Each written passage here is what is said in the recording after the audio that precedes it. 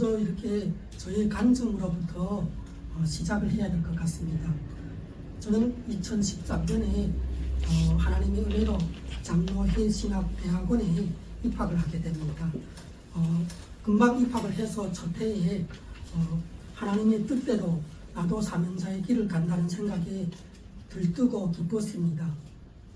그런데 그해 7월인가 제가 잠을 자는데 저에게는 아주 그 신기한 꿈이 왔습니다. 어떤 꿈이었나? 이 세상의 모든 사람들이 대열을 서서 줄을 서서 가고 있는 것입니다.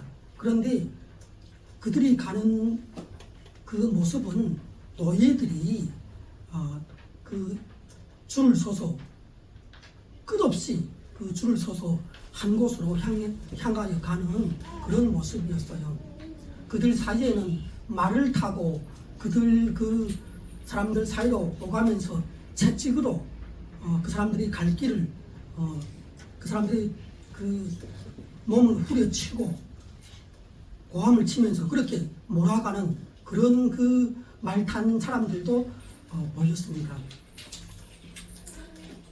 그 속에는 알지 못할 공포가 서려 있었고 이 세상 모든 사람들이 지금 그렇게 한 곳으로 가고 있다는 그런 느낌이 강하게 들었습니다. 그런데 느껴지는 것이 그 줄 맨 첫줄이 있지 않겠어요? 그 첫줄에 보니까 첫줄 중간쯤에 저도 거기 그렇게 끌려서 가고 있더라고요. 사람들 그 줄에.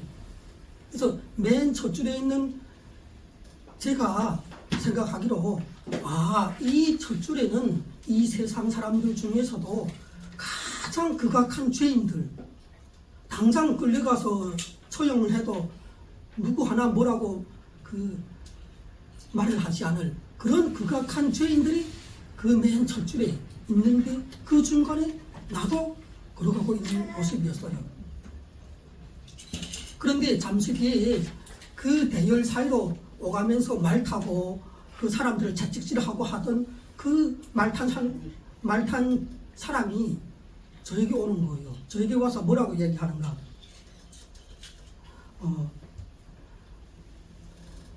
이 사람들은 다 각자의 행위대로 심판을 받게 된다고 그렇게 얘기를 하는 거예요. 그러면서 저에게 하는 말이 너는 구원을 받았고 신학대학원에 입학을 했으니까 두 번째 줄로 올라서라고 그렇게 얘기를 하는 거예요. 그래서 저는 그 말을 듣고 옆에 그 두 번째 줄로 이렇게 비껴서 올라갈 수가 있었죠. 이렇게 하고 그 꿈은 끝났습니다. 그런데 그 꿈은 끝났지만 저에게는 그야말로 지옥으로 끌려가는 것 같은 그 공포에서 노임을 받은 그런 그 감정적인 느낌을 갖게 되었어요. 영적으로 보면은 우리가 사는 이 세상은 어떤 세상인가 제가 한번 그 꿈을 꾸고 이렇게 생각을 해봤어요. 하나님 앞에서 하나님을 모르고 자기 멋대로 살다가 전부 하나님의 그 말씀을 어긴 범죄자로 낙인이 되어서 이 세상의 모든 사람들이 지금 감옥에 갇혀있는 그런 모습이 아닐까. 죄값으로 이미 사형 선고를 다 받은 놈들이에요. 그래갖고 제가 만일 그 감옥에 갇혀있는 사형수의 입장이 되어 있다면 그 감옥의 창문으로 내다보는 거예요. 보니까 어제는 저쪽에 그 감옥에 갇혀있는 사람이 간수로부터 끌려나가갖고 처형을 당하고 그리고 또 오늘에는 내 옆방의 사람이 또 끌려나가서 죽임을 당하는 거예요. 그런데 나는 불안한 것이 내 차례도 이제 온다는 거예요.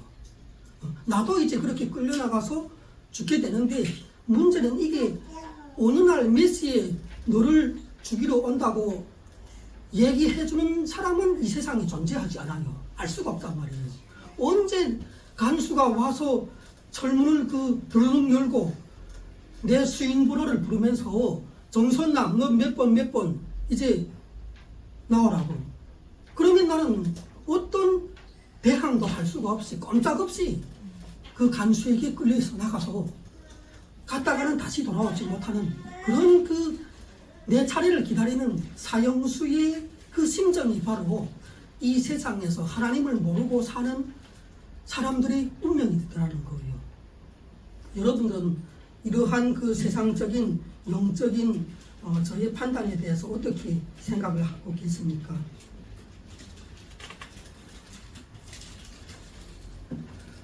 이 세상은 하나님의 그 시각에서 볼 때는 하나님 앞에서 인류 최초의 아담 하와로부터 시작해서 다 하나님의 말씀의 기준에서 벗어나서 그 말씀의 기준에서 벗어나고 하나님이 정해준 말씀의 관역을 우리가 제대로 활을 쏴서 그 관역을 맞추지 못한다면 우리가 쏜 인생의 모든 언행심사 화살들이 하나님이 정해준 그 말씀의 관역에 정확하게 꽂히지 못할 때 그것을 다 빗나가고 아래로 떨어지고 옆으로 새고 했을 때 그것은 하나님 앞에서 죄악이 된다는 것이에요.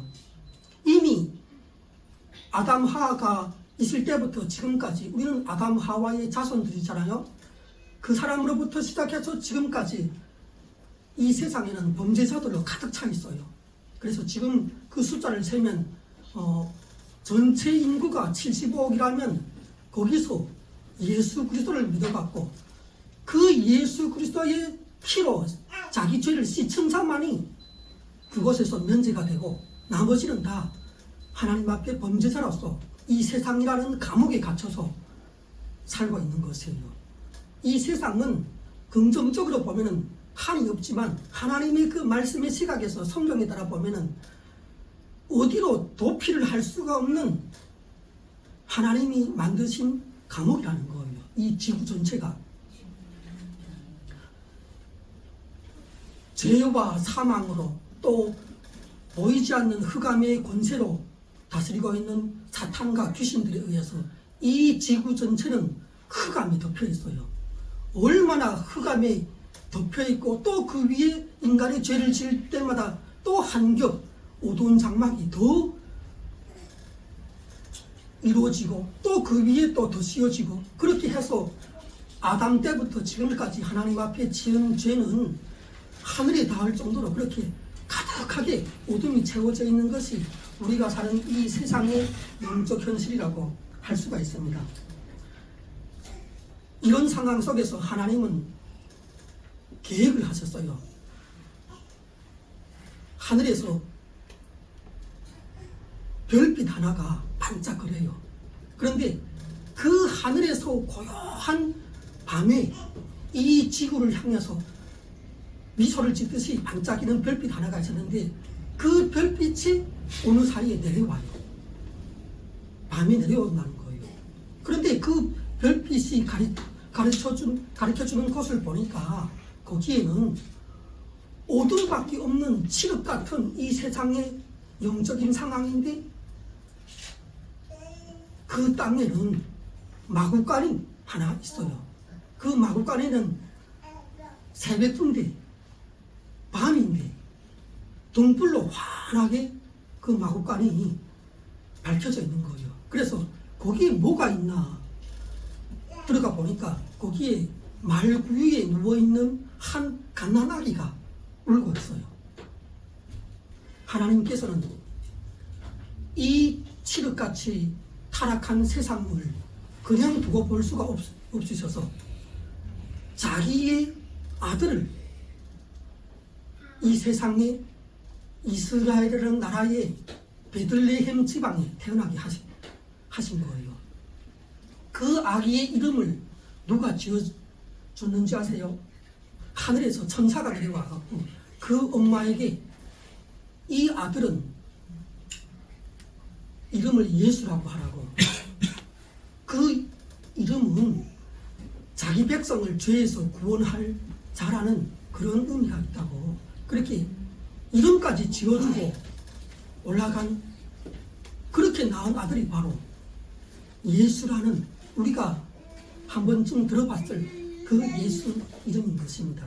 그렇게 출생하여 기적적으로 태어난 이 아기는 33살이 됩니다.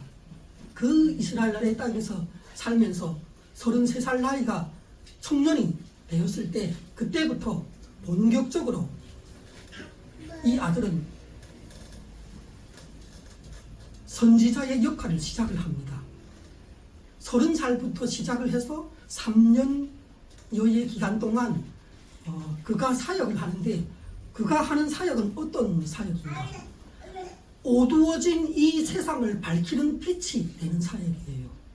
이 세상이 어두워졌는데 이렇게 우리가 대낮이 되면은 이 세상이 얼마나 어두워졌는지를 하늘의 태양 때문에 그 빛 때문에 가려져서 볼 수가 없다는 것이에요. 아니 이렇게 밝은 그 대낮 같은 이 문명시대에 그렇게 어두운 세상이라니 말이 되는가 하고 그렇게 다 생각을 하겠기 때문에 이 아들이 어둠을 밝히는 사역을 시작하는데 그 첫 일성이 뭔가? 하나님 앞에서 너희가 회개하라. 그 말이었어요. 회개하라는 것은 하나님의 자녀로 너희가 다시 돌아오라는 거예요. 하나님의 말씀인 성경을 보고 그 말씀에서 원하는 삶의 기준을 따라서 너희가 순종하라는 거예요. 그렇게 했을 때 너희에게는 이제부터 광명이 찾아오게 된다는 거예요. 천국이 찾아오게 된다는 거예요. 그런데 그 천국이라는 것이 가만히 보니까 뭔가 아니 이 세상에는 천국이라는 말만 있었지 실제로 천국이 없거든요. 그런데 천국은 왔다는 거예요. 너희가 회개를 해야 하는데 그 이유는 하늘에 계신 그 하늘의 천국이 너희 앞에 지금 이 땅에 내려왔다는 거예요. 이제부터 시작하겠다는 거예요. 그 천국에 바로 시작을 하시는 분이 누군가? 예수라는 거예요. 이 갓난 아기로 태어난 하늘의 그 빛을 받아서 태어난 어둠을 밝히는 그 빛의 화신이 바로 예수라는 이 아들이었어요. 그러나 제가 말하는 빛은 형광등의 빛이 아니에요. 태양의 빛이 아니에요. 그건 어떤 빛인가? 하나님의 몸에서 나오는 하나님만이 그 말씀하실 때 나타나는 빛, 그런 창조의 빛이요. 그 빛을 우리가 그 말씀 가운데서 들으면 죽은 자가 살아나요. 아멘. 아픈 자가 치유가 되고 아멘. 그리고 소망을 잃었던 자가 갑자기 희망을 갖고 막 송아지처럼 나가서 막 뛰어요. 아멘. 너무 감사하고 기쁘고 내 몸의 질병 장애가 떠나가고 아멘. 내 우울증이 떠나가고 나에게 수십 년간 들어와서 나를 묶고 노예를 삼고 죄짓게 했던 그 귀신이 떠나가는 거예요. 아멘. 그 하나님의 말씀을 우리가 들었을 때 그 메시지를 들었을 때 그 안에는 하나님께서 예비하신 보이지 않는 바람과 같은 성령 하나님이 따라서 역사를 하신다는 거예요. 아멘. 이 아들은 회개하라 하고 천국이 가까이 왔다 하고 그러다가 말씀하시는 것이 내가 바로 그 천국이라고, 내가 바로 너희가 기다리는 하나님이라고 이렇게 얘기를 합니다. 그러자 그 시대 사람들은 이 사람이 신성을 모독하는구나, 한마디로 하나님을 모독하는구나, 어떻게 인간이 이 나와 같은 죄의 육신을 입고 자기를 하나님이라고 말을 할 수가 있는가. 그래서 이 아들을 죽이기로 작정합니다. 그런데 그러한 상황이 무르익었을 때 이 예수라는 청년은 하나님 앞에서 결단하며 나아갑니다. 어떤 결단을 하는가? 나는 이제부터 만백성의 죄를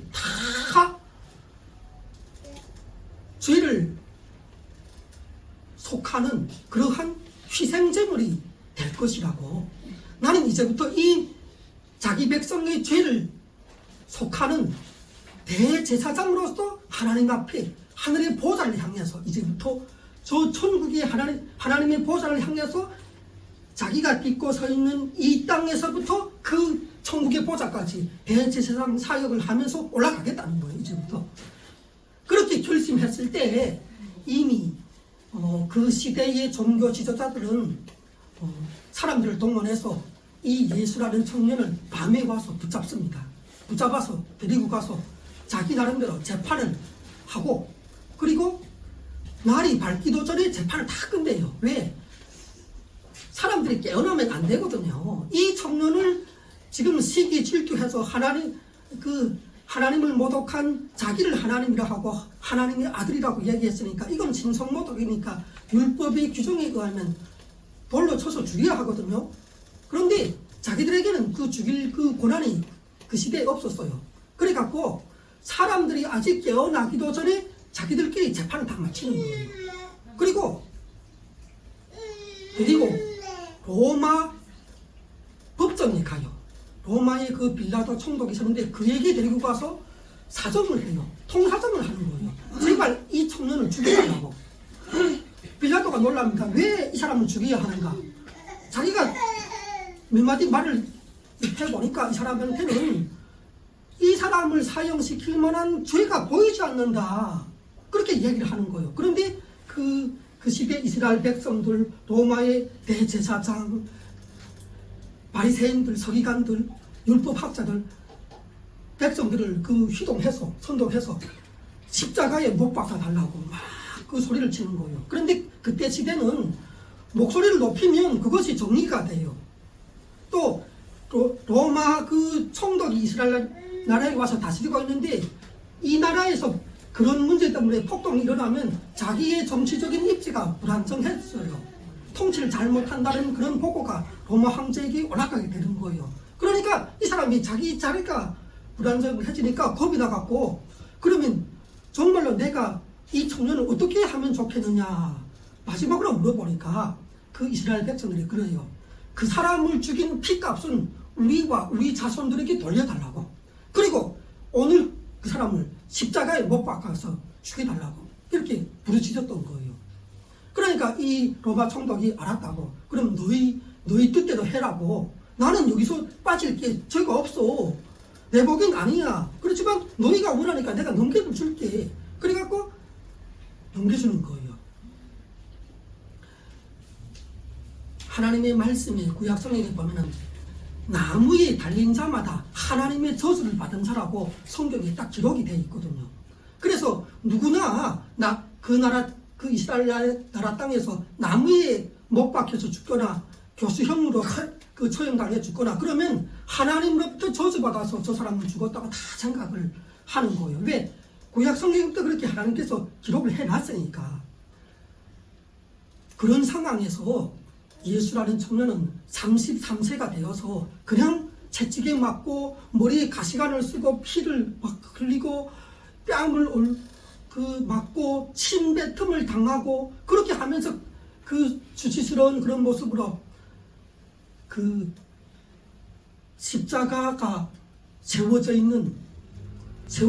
세워야 할 그 골고다 언덕이라는 곳에 끌려갑니다. 그런 십자가 나무를 세운 그곳에 다리와 손과 거기에 그 한 10cm 이상짜리 대못에 딱 박혀갖고 그리고 두 팔이 그 십자가 나무에 동여서 그렇게 그야말로 전시가 됩니다. 오전 9시 그때부터 십자가 이렇게 사람들이 다 보도록 그것도 옷도 하나도 걸치지 않고 그렇게 이렇게 그야말로 무슨 박물관의 어떤 표본처럼 그렇게 매달리게 되는 것이에요. 예수님은 거기서 고통을 겪으시다가 운명하기 전에 이런 말씀을 합니다. 다 이루었다. 뭘 다 이루었다는 걸까요? 예수님은 하나님께서 우리 인간들에게 하나님의 법인 율법을 주셨는데 그 율법을 다 지키면 의인이 되고 천국에 갈 수가 있거든요. 영생을 얻을 수가 있거든요. 그래서 인간을 구원하기 위한 첫 번째 작업으로 하나님께서 모세오경이라는 율법을 줬어요. 이걸 너희가 읽고 내 마음을 알고 지키라고 그렇게 주셨는데 그 율법을 지킬 수 있는 사람은 동서고금에 단 한 명도 없어요. 왜냐하면 그 정도로 하나님의 온전한 율법을 지킬 수 있는 인간은 이 세상에 없거든요. 다 죄와 저주와 타락 가운데서 전적인 타락 가운데서 죄의 그 장아찌가 된 거예요. 온 몸이 머리끝부터 발끝까지 전 인격이 하나님 앞에서는 죄에 물들어 있다는 것이에요. 그렇기 때문에 그런 상황에서 율법 하나만 줘갖고는 그 율법의 모든 것을 태어나서부터 죽을 때까지 다 지켜서 하나님 앞에서 의인으로 인정을 받아서 영생 천국에 갈 사람은 하나도 없는 것이에요. 그렇기 때문에 인류 전체가 그 율법의 말씀에 따르면 죄와 사망과 나중에 심판받아갖고 지옥에 가는 인류 전체가 되었던 거예요. 이 문제를 해결하기 위해서 율법이 원하는 죄인에 대한 모든 저주와 사망을 이 청년이 자기가 대제사장의 역할을 하면서 자기 몸을 제물로 하나님 앞에 그 십자가라는 제단에 올려드린 것이에요. 예수님께서는 이 세상에 왔을 때 인류의 죄를 속하고 희생제사로 그 죄의 용서를 받고 하나님 앞에서 이제는 너의 죄로 다른 사람이 죽었으니까 너의 죄는 용서해 줄게, 이런 식의 구조가 돼야 되는데, 예수님께서 이 땅에 오셨을 때는 인류 가운데 하나님 앞에서 점 한 점, 흠 한 점, 죄 한 점 짓지 않은 그러한 사람이 단 한 명도 없었기 때문에 인간이 지은 죄를 갖고 인간의 재물을 삼을 만한 재물이 이 세상엔 존재하지 않았어요. 그래서 이 예수라는 청년은 어떻게 했는가? 하나님 앞에서 자기가 대제사장이 되고 인류를 향한 희생제물이 마땅한 것이 없기 때문에 자기 몸을 제물로 드린 거예요. 그 과정이 바로 십자가에서 못 박히는 과정이 되었던 것이에요. 그렇게 예수님은 십자가에 못 박혀서 6시간 만인가 운명을 하십니다. 죽습니다. 그리고 그는 무덤에 바위를 파고 만든 그 무덤에 안장이 됩니다. 하루가 지났습니다.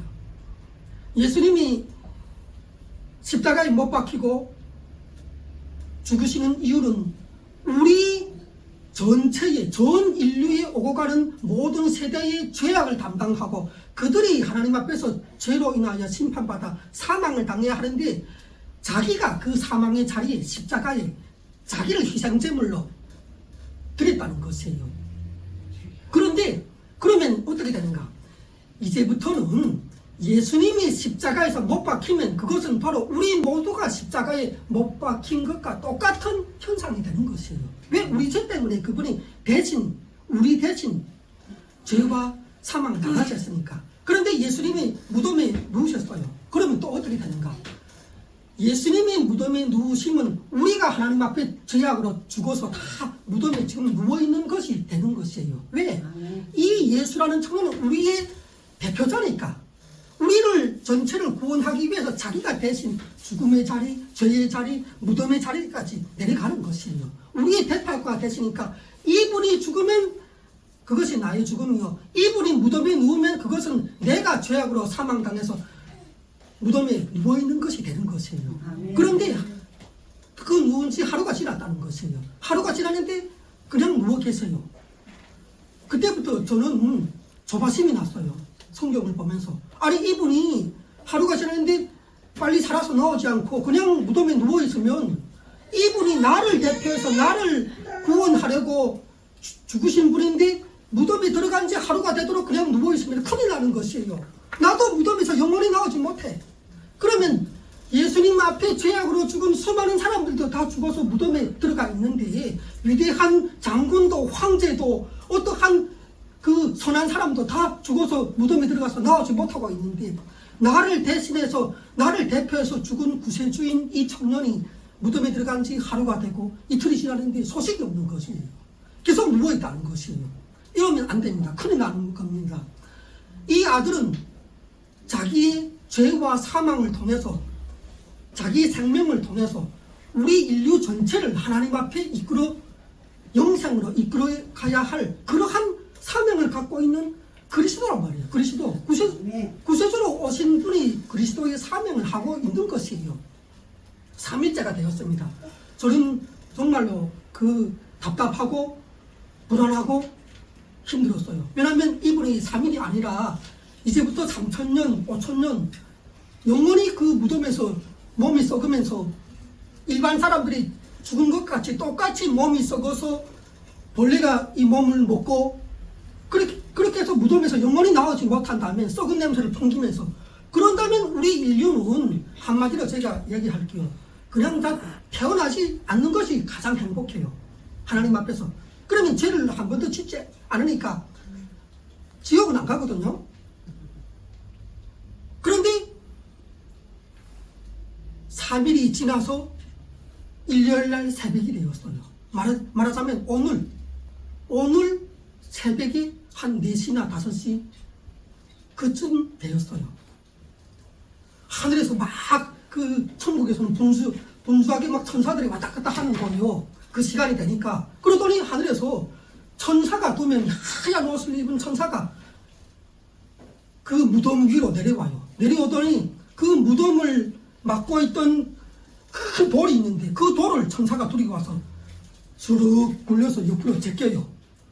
아니 그 돌을 제꼈더니 그 무덤이 갑자기 환해지는 거예요. 그 안에서부터 빛이 확 나오는 거예요. 그런데 그 빛이 나오는 그 광경을 보고 그 앞에 가서 서보면 거기에서는 시체 썩는 냄새가 아니라 더럽고 침침한 그런 그 습기난 곰팡이 냄새가 아니라 그야말로 천국의 향기가 확 나오는 거예요. 그래서 이게 뭔가 보니까 그 안에서부터 한 청년이 걸어서 나오는 것이에요.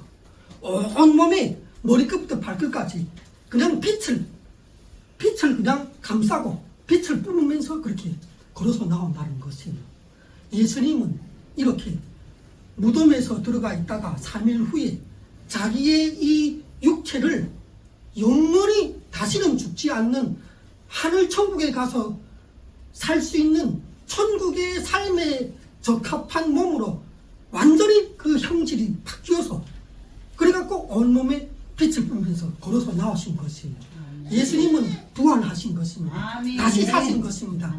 이제 우리에게는 예수님을 그리스도로 믿는 자마다 이분을 따라서 언젠가는 우리는 십자가에는 못 박혀 죽지 않더라도 병 걸려 죽든지 늙어 죽든지 가다가 물에 빠져 죽든지 뭐 교통사고로 만나서 죽든지 여러 가지 오만 가지 이유를 갖고 우리는 다 죽게 될 거예요.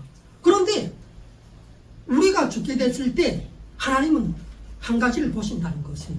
뭘 보시는가? 네가 이 무덤에서 죽었다가 깨어나서 나온 하나님의 아들 예수님이 너를 구원하려고 너의 죄와 사망으로 십자가에 너 자신 못 박혀서 죽었다는 건 너 믿냐? 물어본다는 것이에요. 그래서 내가 만일 그분이 성경에서 말한 하나님이 보내주신 나를 구원하신 그리스도가 맞습니다. 이렇게 나의 마음으로부터 그것이 고백이 된다면 입술이 아니고 마음으로부터 정말로 그 신앙이 고백이 된다면 하나님께서는 그 사람에게 뭘 주는가? 이 예수 그리스도의 영을 부어주시는 것이에요. 그 영이 뭔가 이름을 성경에서 뭐라 하는가? 성령이라고 얘기해요. 성령 하나님이 들어오시는 것이에요. 아멘. 예수님은 부활을 하셨고 우리는 지금 그로부터 2000년이 지나갔고 그 부활절을 기념하여 예배를 드리는 것이에요. 오늘 바로 예수님이 부활을 했다는 것이에요. 아멘. 그래서 예수님이 부활을 하시고 우리에게 새 생명을 주셨기 때문에 제가 한 가지 사례를 더 하고 그 다음 마치도록 하겠습니다. 여러분들이 생각하고 그 조금만 눈길을 돌리면 밖에 나가면 이 기독교가 아닌 수많은 종교단체들이 있어요. 이슬람, 불교, 저기 무슨 통일교, 또 무슨 어머니 하나님 등등 수많은 그 종교단체가 여러분들이 있다는 것을 한두 번씩은 들어봤을 거예요. 그런데 우리가 왜 인간이 태어나서 이 기독교를 꼭 선택을 해야 하는가? 왜 예배를 꼭 드려야 하는가? 왜 예수님을 그리스도로 이분만을 믿어야 우리에게 구원, 영생, 부활, 천국이 연결이 되는가? 왜 예수님께서 저 천국과는 사다리가 되는지를 제가 한 가지 사례를 들어서 여러분들에게 말씀을 드릴게요. 과거에 저기 저 이슬람 지역에 썬다승이라는 썬다싱이라는 그 유명한 기독교 복음 전도자가 있었어요. 그가 힌두교 그러한 그 문화적인 토양에서 태어났는데, 그는 태어나자마자 부모들이 다 힌두교 신자들이었어요. 그래서 힌두교라는 그 종교를 따랐는데, 어느 날 이 썬다싱이라는 사람이 예수 그리스도를, 부활하신 예수 그리스도를 자기가 혼자 집에 있을 때 딱 만나요. 예, 마치 그 성모 마리아가 자기가 혼자 있을 때 천사를 만났던 것처럼 그렇게 만나서 음성을 듣고 소명도 받고 이렇게 썬다싱이 했다는 것이에요. 그렇게 해서 그때부터 완전히 힌두교의 그 종교적인 호를 다 벗어버리고 오직 하나님의 아들 예수 그리스도를 섬기면서 그분을 전하는 일을 복음 전도자 그 역할을 했거든요. 그런데 어느 때 가서 그 힌두교 신자들이 화가 나갖고 그 썬다싱을 붙잡았어요. 붙잡아갖고 물어봐요. 당장 죽여버리겠다고. 네가 힌두교 신자가 아니냐, 태어나서부터. 그런데 너는 어찌하여 예수 그리스도라는 그분을 믿고 따라가느냐, 이렇게 물어봤다는 거예요. 그러니까 그 썬다싱이 이렇게 얘기를 해요. 예수님은 부활을 했거든요. 딱 한마디를 했어요. 그분은 부활을 했다고. 여러분들 생각해봐요. 어떤 종교 지도자가 현세나 과거이나 어느 때나 죽은 다음에 영원한, 다시는 죽지 않는 그러한 몸으로 부활해서 무덤을 열고 천사의 이끌림을 호의를 받으면서 나온 사람이 있었어요. 예수님은 부활을 했단 말이에요. 썬다싱이 예수님을 선택한 것은 다른 이유가 아니에요. 부활하신 예수님을 실제로 만나 팠단 말이에요. 그렇기 때문에 그 사람에게는 만 가지 말이나 설교가 의미가 없어요. 부활하신 그 예수 그리스도를 따라가는 것이 그분은 맞다고 생각했거든요. 그리고 또 어떤 이번에는 이슬람 신자가 있었는데, 이슬람 신자도 이슬람 그 종교 생활을 하다가 예수님을 만나갖고 구원을 받았어요. 그래서 마침내 예수 그리스도를 믿는 그 기독교를 선택하고 거기에 예배하러 다니거든요. 그런데 그 이슬람교 사람들이 더는 견디지 못해갖고 이 사람을 이번에는 감옥에 넣던지 죽여버리든지 하려고 또 붙잡았어요. 이 청년을 붙잡아갖고 물어봤어요. 야, 너는 원래 이슬람교 신자인데 왜 예수 그리스도를 알지도 못하는 그 신을 따라가느냐 물어봤어요. 그런데 이 청년이 뭐라고 얘기를 했는가? 제가 한 가지 여러분들에게 물어볼게요 하면서 물어보는 거예요. 내가 길을 가는데 내가 어디로 가야 할지 갈 길을 몰라서 방황하면서 지금 길을 걸어가고 있는데 앞에 두 사람이 있더라고. 가까이 가보니까 한 사람은 누워있는데 이미 죽은 시신이고 한 사람은 앉아있더라고. 그러면 제가 여러분들에게 물어보겠습니다. 여러분들이라면 길을 가다가 두 사람이 있는데 한 사람은 죽은 시신이 되어 있고 한 사람은 앉아있다면 이 두 사람 중에 누구에게 내 갈 길을 물어보겠습니까? 이렇게 질문을 했다는 것이에요. 그 말을 듣고 이 사람을 핍박하고 감옥에 가두고 막 정죄하고 하려고 했던 그 이슬람 교도들이 말을 못했다는 거예요. 왜 말을 못했을까요? 이슬람 그 교를 창시한 모함메드 선지자라는 사람이 있는데 그 사람이 그 교를 만들어 놓고 운영하다가 죽었거든요. 죽어서 시체로 누워있다고요, 무덤에. 그런데 예수라는 그 그리스도는 지금도 살아서 우리가 예수 그리스도 이름으로 기도할 때 응답하신다는 거예요. 그러니까 여러분들이 한번 생각해봐요. 죽어있는 모함메드를 만나서 내가 갈 인생의 길을 물어봐야 합니까? 아니면 살아있는 예수 그리스도를 만나서 내 인생의 길을 어떻게 살았으면 좋을지 물어봐야 합니까? 너무나도 분명한 사실이 아닙니까?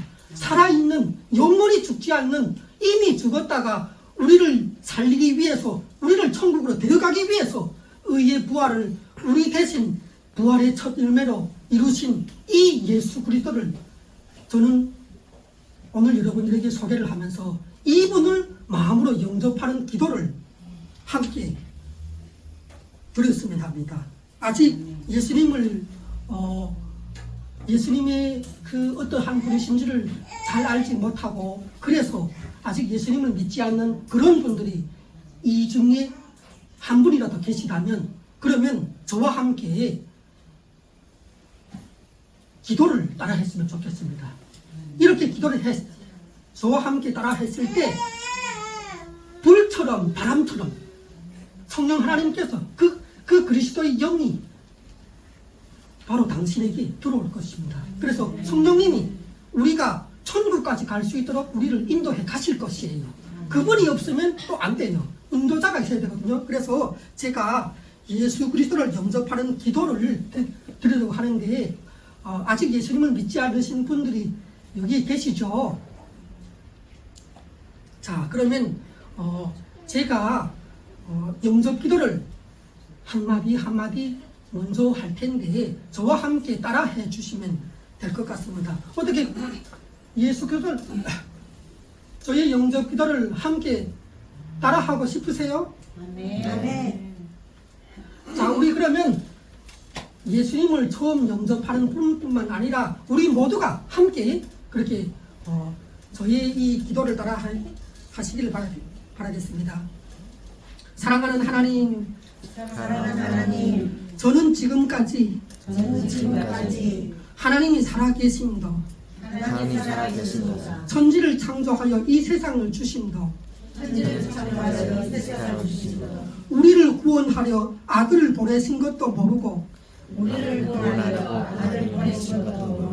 제멋대로 살아온 죄인입니다.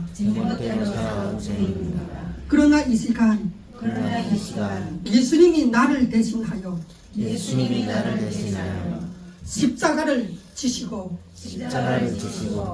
나를 대신하여 무덤에 3일간 누워 계신 것을 알게 되었습니다. 이제 저도 예수님을 나의 그리스도로 믿고 부활하신 예수님을 따라서 천국까지 가기를 원합니다.